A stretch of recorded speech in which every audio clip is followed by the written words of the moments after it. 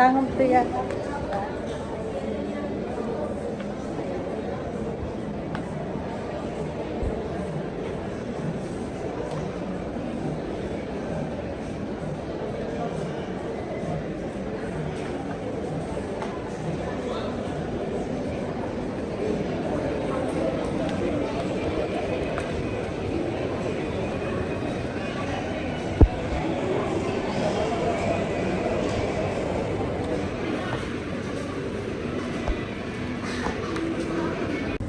Ayan guys, pauwi na kami. Naglalakad lang kami kasi ayaw ni Baknang ng ano, sumakay ng bus. Ayaw niya makipagsiksikan. Dito kami sa may, uwi na da. Uwian time.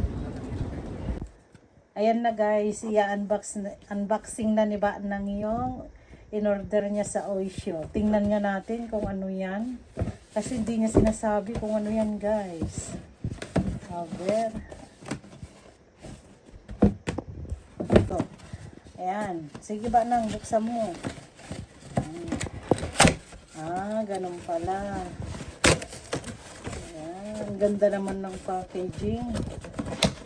Ano kaya yan guys? Tingnan nga natin. Ganyan. Isang piraso. Ano kaya yan? Tararang.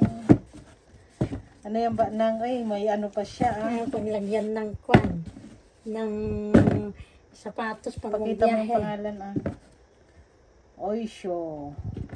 Ay, tsinelas guys. Tingnan ko nga kung sakto. Tingnan mo kasi kung hindi pwedeng palitan. Sakto.